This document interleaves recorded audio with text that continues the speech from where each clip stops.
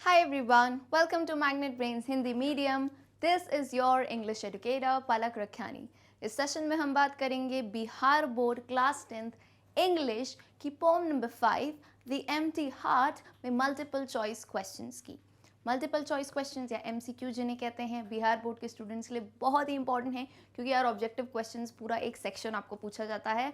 सो इस वीडियो में what will be your duty as a student, आपको क्या करना है, आपको बेटा बने रहना है कमेंट सेक्शन पे। यानी नीचे जो कमेंट सेक्शन दिया है, जैसे ही आपको एक क्वेश्चन दिखेगा उसके दिखेंगे 4 ऑप्शंस। क्विकली से आपको कॉमेंट करके बताना है सही आंसर एंड एंड में अपने स्कोर्स डिस्कस करने हैं। So magnet brains Hindi medium एक ऐसा चैनल है जो आपको देता है बिल्कुल ही free and quality education. Before we move on, let me also tell you कि मैग्नेट ब्रेन्स पे आपको मिलती हैं हमारे ही एक्सपर्ट टीचर्स द्वारा बनाई गई बुक्स एंड ई बुक्स, जिन्हें आप डिस्क्रिप्शन में दी गई लिंक से अवेल कर सकते हैं। Let's begin with the session.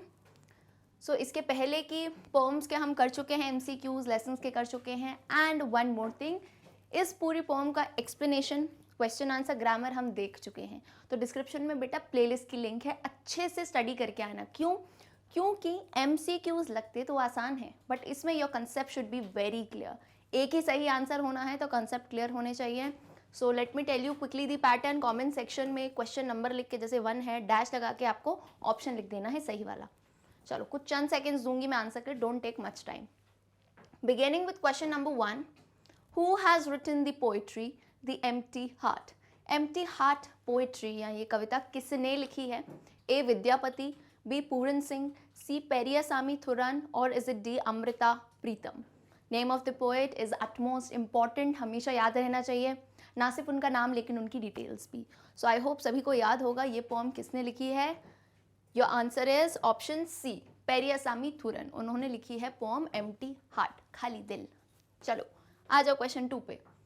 Question 2 कहता है, अब यहाँ पे जो क्वेश्चंस आएंगे आपको बिल्कुल याद करना है आपकी पोम की कहानी क्या थी, उसी पे बेस्ड क्वेश्चंस है, अपने मन से आंसर मत दे देना, है ना। So what was the problem of the man? इस पोम में एक आदमी के ऊपर कहानी है जिसका दिल, बोलोगे मैम खाली होता है, यस। यानी वो बिल्कुल ही असंतुष्ट टाइप का इंसान है ना। उसको बहुत ही ज़्यादा दौलत शोहरत चाहिए, है ना, लेकिन वो संतुष्ट नहीं रहता है। खैर पोम हमने ऑलरेडी डिस्कस कर दी है, तो इसमें फटाफट से आंसर बताओ। What was the problem of the man? A, he was very dissatisfied, यानी वो बहुत ही असंतुष्ट था। B, he was very much in threat, वो बहुत ही ज़्यादा प्रॉब्लम में था, है ना, उसको कोई डरा धमका रहा था। C, he had a crisis of money, उसे पैसे की प्रॉब्लम थी, गरीब था। या D, none of these. So I hope जब तक मैंने ऑप्शन पढ़े आंसर क्लियरली आ गया होगा। A, he was very dissatisfied. Dissatisfied क्यों था भाई? ऑल्दो उसके पास बहुत दौलत थी, he was very rich, he was rich but not content. Content का मतलब होता है संतुष्ट, वो अपनी चीज़ों से संतुष्ट नहीं था, इसलिए वो हमेशा प्रॉब्लम में रहता था, दुखी रहता था। Number 3, what did he demand from the tree? यहाँ पे एक ट्री होती है जिसे हम विश यील्डिंग ट्री भी कहते हैं, कल्पक पेड़, जो कि जो भी इच्छा मांगो वो दे देता है। तो उसने पेड़ से क्या डिमांड किया? A, a pot of gold, B, pot of silver, C, pot of bronze, D, pot of copper. है ना, किससे भरा हुआ घड़ा उसने मांगा, है ना, gold, silver, copper, bronze. So I hope answer is very clear. सबसे बेशकीमती सोना, पॉट ऑफ गोल्ड मांगा, मतलब देखो वो आदमी ऑलरेडी इतना रिच था और उसके पास एक विश यील्डिंग ट्री भी थी जो आपकी इच्छा पूरी करे, एंड उसने मांगा क्या? और सोना मांग लिया, है ना, और दौलत मांगी। चलो आ जाते हैं फटाफट से क्वेश्चन नंबर 4 पे, इसका आंसर बता दीजिए। What happened to his prayer? Prayer यानी उसने जो विश यील्डिंग ट्री जो है उससे उसने प्रेयर की थी, तो उसकी प्रेयर का क्या हुआ? The prayers were not granted, उसकी जो प्रेयर है वो ग्रांट नहीं की गई थी, ग्रांट यानी देना। बी, प्रेयर्स वर ग्रांटेड, उसकी प्रेयर कबूल कर ली गई थी, उसने जो मांगा था दे दिया था। सी, प्रेयर्स वर नीदर ग्रांटेड नॉर रिफ्यूज, यानी ना उसको मिली थी चीज़ ना रिफ्यूज की गई थी। या D, none of these. So shouldn't take much time. Of course उसको जो है उसने जितना मांगा था उससे ही ज़्यादा पॉट ऑफ गोल्ड मिल गए थे, तो यानी हिज प्रेयर्स वर ग्रांटेड। चलिए मूविंग ऑन फटाफट से question number 5, what were in the pictures? अब यहाँ पिक्चर्स क्या होते हैं? पिक्चर्स बेसिकली पॉट होते हैं, घड़े होते हैं जिनमें आप कुछ भर सकते हैं, है ना। तो उन पिक्चर्स में क्या भरा हुआ था? A, gold coins, B, silver coins, C, copper coins, D, none of these. So very obvious, अभी पीछे ही देखा कि उसने क्या मांगा था, अ पॉट ऑफ गोल्ड, यानी सोने से भरा हुआ पॉट जिसे पिक्चर भी कहते हैं. सो option A is correct answer, gold coins. ठीक है, मस्त गोल्ड कॉइन से भरा हुआ था वो picture. Number 6, a very good question. I want you all to answer this. Greed is dash, but life is not. अब सबसे पहली बात तो greed क्या होती है? Greed is basically लोभ बोल सकते हो, अगर अपन हिंदी की बात करें तो लोभ कह सकते हो, लालच कह सकते हो. तो यहाँ पे एक बहुत ही बढ़िया बात जो है पोएट ने कही थी. मेरे को ये पोम अच्छी लगती है क्योंकि इसमें बहुत ही अच्छी सीख है भाई कि greed is dash but life is not. So tell me the answer. A worthy, B bad, C good, D endless. ठीक है, सो आई होप फटाफट से इसका आंसर सभी ने बता दिया होगा. वैसे ही बहुत फास्ट टाइपिंग करते हो. Grid is endless. एंडलेस का मतलब क्या होता है? अनंत. बेटा लालच, लोभ, इच्छाएं अनंत हैं. आज तुम्हें लगता है कि मैं अमीर या मैं इतना पैसे कमा लूंगा तो मैं खुश हो जाऊंगा, नहीं. जब तुम उस पॉइंट पे पहुंच जाओगे तब भी तुम्हें किसी चीज की कमी लगेगी. सो ग्रीड इज एंडलेस. लोभ, लालच, इच्छाएं एंडलेस हैं, अनंत हैं. लेकिन लाइफ तो नहीं है ना. जीवन तो एक ना एक दिन सभी को मरना है. और यही हुआ था इस पोम में इस आदमी के साथ. है वो घड़ा भर रहा था, उसके पास इतना पैसा था, 7 पॉट्स ऑफ गोल्ड के कितने सारे पॉट्स थे, लेकिन वो आखिरी पॉट जो आधा भरा था उसे पूरा भरने में लग गया कि इसमें भी मैं सोना कैसे भरूं. और उससे ही पहले जो है उसकी डेथ हो जाती है, मृत्यु हो जाती है. ठीक है, सो भाई लालच बुरी बला है, नहीं करनी है. आ जाओ question number 7. This poem tells us about the problems caused by A sickness, B poverty, C over eating, D greed. इस कविता से हमें किस चीज़ से प्रॉब्लम होती है बताया जाता है? सिकनेस यानी बीमारी से, पॉवर्टी यानी गरीबी से, ओवर ईटिंग यानी बहुत ज़्यादा खाने से, डी यानी लोभ लालच से. तो अभी डिस्कशन किया था, वेरी स्मार्ट लोग हो भाई. डी ग्रीड है इसका answer. Come to question 8. Tell the answer. There was a dash which had the power to grant wishes. A snake, B pigeon, C tree या डी टेम्पल. वहाँ पे एक डैश था जिसमें इतनी शक्तियाँ थी कि वो आपकी इच्छा पूर्ति कर सके. तो अभी मैंने बताया एक पेड़ थी, विश यील्डिंग ट्री, या जिसे कल्पक ये नाम भी कहा जाता है. कल्पक जो पोम में कहा गया है नाम, ये नाम था विश यील्डिंग ट्री, यानी आप जो भी इच्छा मांगो आपको वो मिल जाती है. So C tree is the correct answer. Coming to question number 9. The tree gave the man 7 dash full of gold coins. जो पेड़ है उसने उस इंसान को 7 भरे हुए गोल्ड कॉइन्स दिए. किससे भरे हुए? है ना.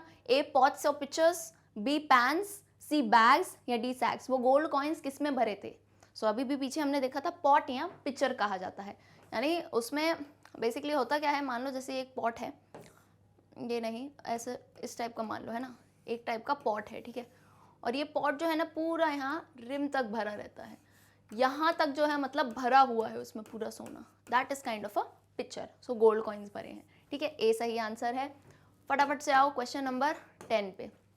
The man tried all tricks to gather A silver, B diamonds, C jewellery या डी गोल्ड. उस आदमी ने पूरी कोशिश कर ली. क्या इकट्ठा? गैदर मतलब होता है इकट्ठा करना, कलेक्ट करना, है ना. गैदर को आप कलेक्ट भी कह सकते हो. ठीक है, किसको कलेक्ट किया? सिल्वर, डायमंड, ज्वेलरी या गोल्ड. सो डी गोल्ड की बात है यहाँ पे. ठीक है, चलो coming to question 11. What made him mad. किस चीज ने उसको बिल्कुल ही पागल सा बना दिया? A his greedy tendency, B his tendency of getting more and more, C sudden shock, D none of these. तो उसकी कौन सी टेंडेंसी ने जो है उसे ऐसा पागल सा बना दिया? अब कभी कभार क्या होता है, ये क्वेश्चन पर्पसली लिया है ऑब्जेक्टिव में, कुछ ऑप्शंस लगते हैं कि काफ़ी सिमिलर है. So what you need to do, you always need to select the most correct option. जो तुम्हें लगता है कि सबसे ज़्यादा करेक्ट है वो सिलेक्ट करना है ना. जैसे ए और बी, जहाँ तक मैं समझती हूँ काफ़ी स्टूडेंट्स को लग रहा होगा सेम टाइप का ऑप्शन है, लेकिन थिंक वाइसली एंड देन अपने आंसर सिलेक्ट करो. सो ओवर हेयर उसको किस चीज़ ने पागल बना दिया? His tendency of getting more and मोर. क्योंकि पहले तो वो रिच था, उसने पेड़ से एक पॉट मांगा गोल्ड से भरा हुआ, पेड़ ने उसको 7 दे दिए, और उस 7 के बाद पेड़ ने जानबूझ के 8वां पॉट दिया पर आधा भरा हुआ. तो उसको इतनी टेंडेंसी थी कि भाई मुझे और चाहिए, कि वो भूल गया. एक तो पहली बात वो अमीर है, उसके पास 7 गोल्ड से भरे हुए पॉट है, वो किस में लग गया, वो 8वां पॉट जो आधा भरा है मुझे वो पूरा भरना है, तो यानी उसको और चाहिए. So its tendency of getting more and more. So B will be the correct answer. Moving to question 12. The poem The Empty Heart tells about the problems caused by dash. A. Anger, B. Content, C. Greed, D. Poverty. Now there are a few questions जिसमें question पूछने का तरीका अलग है. Then again a purpose why I have kept these kind of questions, क्योंकि होता क्या है, क्वेश्चन काइंड ऑफ सेम होता है लेकिन पूछने का तरीका अलग है, तो बच्चे कंफ्यूज हो जाते हैं. अब यहाँ भी वही पूछा है कि इस पोम से किस प्रॉब्लम पे हाईलाइट किया है, किस problem.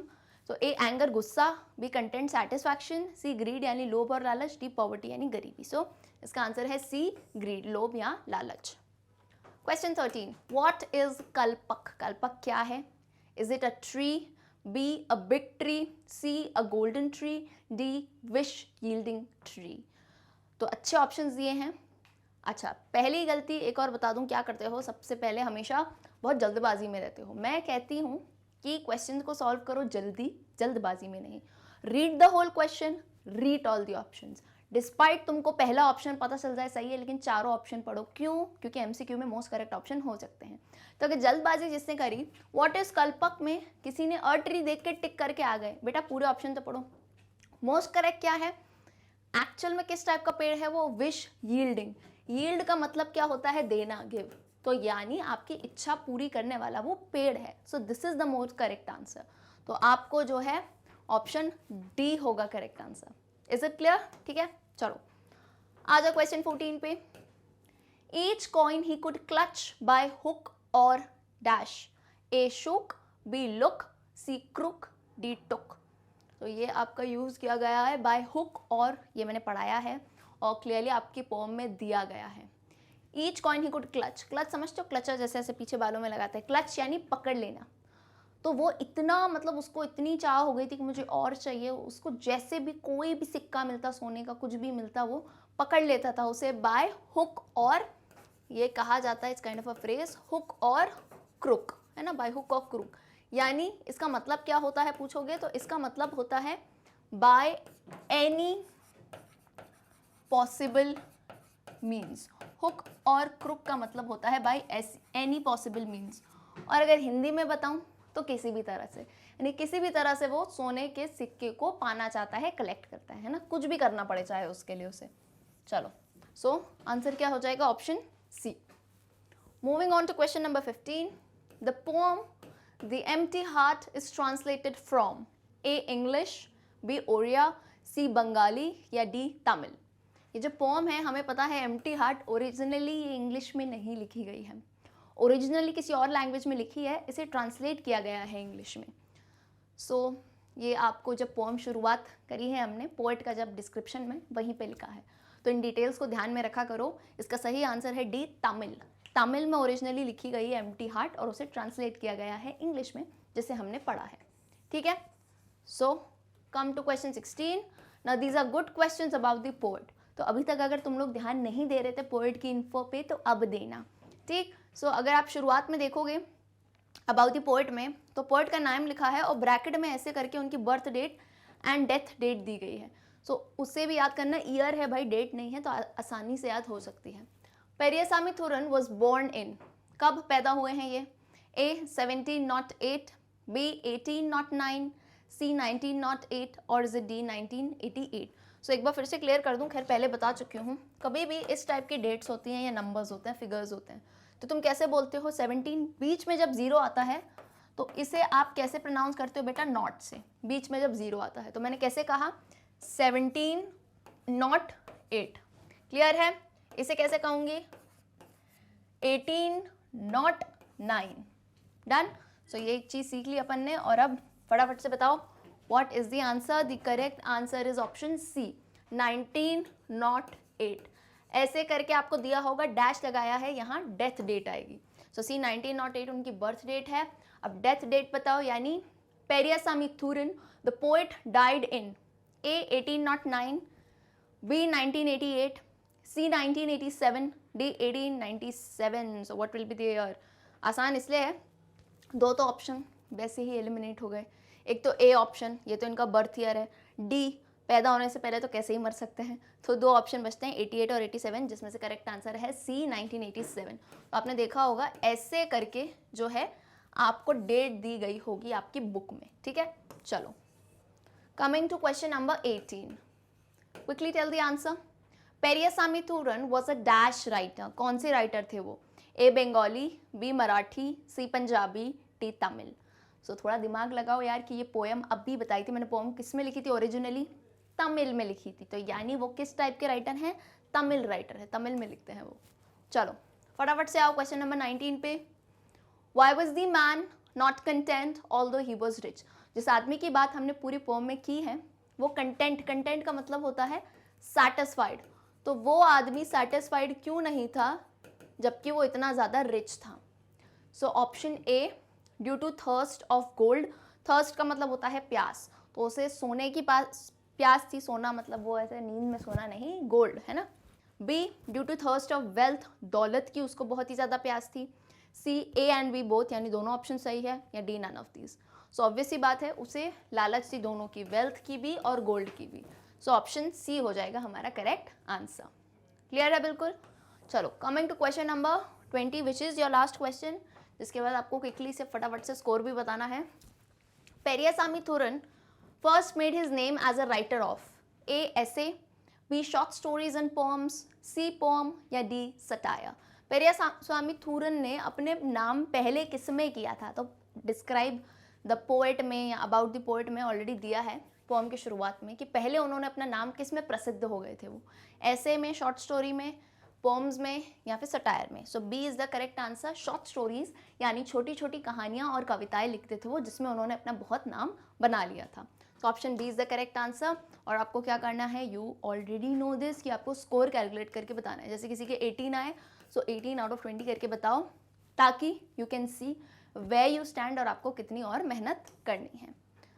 So with this we end the MCQs of poem the empty heart. अगर वीडियो पसंद आया हो सो लाइक, सब्सक्राइब, शेयर करना बिल्कुल भी मत भूलना। Let me tell you, these are all our top courses. Magnet brains आपको मिलता है दोनों ही मीडियम्स में, English medium and Hindi medium, जहाँ पे मिलती है बिल्कुल ही फ्री एंड क्वालिटी एजुकेशन।